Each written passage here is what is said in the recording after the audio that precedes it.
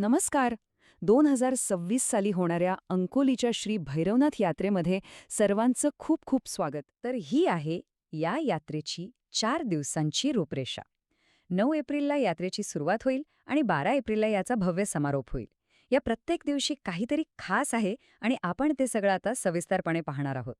चला मग थेट पहिल्या दिवसाकडे जाऊया.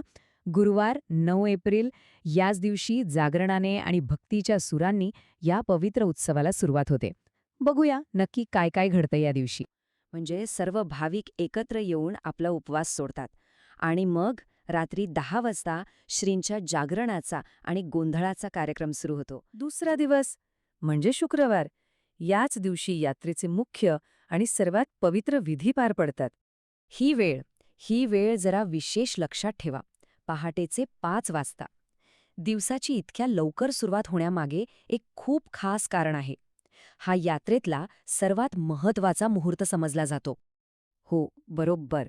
पहाटे 5 वाजता श्री भैरवनाथ आणि देवी जोगेश्वरी यांचा शुभ अक्षता सोहळा संपन्न होतो. दुपारी 4 वाजता श्रींची आरती होते आणि मग रात्री 9:30 वाजता ढोल ताशांच्या गजरात आणि दिव्यांच्या लखलखाटात पालखीसह श्रींचा पहिला छबिना निघतो. पण मग छबिना आणि नगर प्रदक्षिणा यातला फरक महत्वाचा आहे.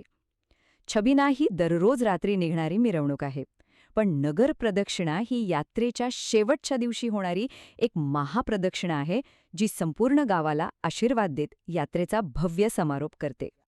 अंकोलीचे ग्रामस्थ आणि यात्रा कमिटी यात्रेसाठी येणाऱ्या सर्व भाविकांचं अगदी मनापासून स्वागत करत आहेत. श्री भैरी भुजंगाचं चांग भलं, श्री भैरी क्षेत्रपाळाचं चांग भलं, हा जयघोष म्हणजे यात्रेतील भक्ती आणि श्रद्धेचं खरं प्रतीक आहे. आणि जाता जाता एक विचार मनात येतोच की ही यात्रा म्हणजे केवळ काही धार्मिक विधी आहेत, की हा एका संपूर्ण गावाला त्याच्या मुळांशी, त्याच्या परंपरेशी आणि सगळ्यात महत्त्वाचं म्हणजे एकमेकांशी जोडणारा एक शक्तिशाली धागा आहे. यावर नक्कीच विचार करायला हवा.